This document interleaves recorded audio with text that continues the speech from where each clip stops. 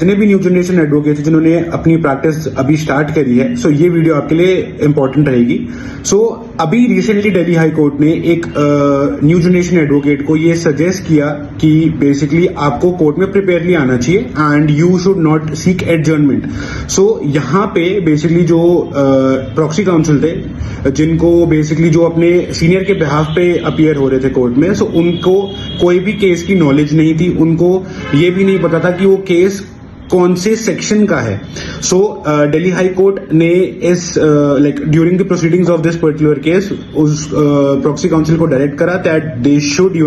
No the facts of the case and also the previous orders as well. So अभी के जितने भी recent जो एडवोकेट्स हैं, जो न्यू जनरेशन एडवोकेट्स हैं जिन्होंने अपनी प्रैक्टिस स्टार्ट करी है, सो आपके लिए बेसिकली ये इंपॉर्टेंट है कि अगर आपके सीनियर्स आपको किसी कोर्ट में भेजते हैं, सो आपको फर्स्ट एंड फॉरमोस्ट थिंग एक तो फाइल पढ़नी चाहिए, आपको ये पता होना चाहिए कि वो सेक्शन कौन से सेक्शन का केस है, लाइक ऑर्डर 37 का केस है या फिर रिकवरी सूट है, क्या वो बेसिकली उस सूट का लाइक सेक्शन क्या है, लाइक कौन से सेक्शन में वो सूट फाइल्ड है कोर्ट में, to be specific. So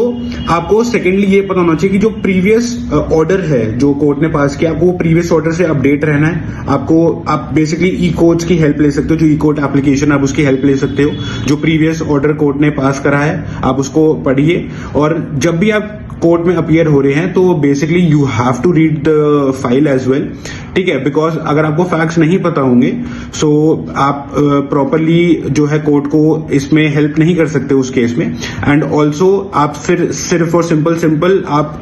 adjournment ही सीख करेंगे कोर्ट से। So if you learn something through this video please follow us and also I will be attaching that particular order of the Delhi high court, जहां पे Delhi high court ने ये बोला था जो फर्स्ट जनरेशन एडवोकेट को कि बेसिकली आपको प्रॉपरली प्रिपेयर आना चाहिए।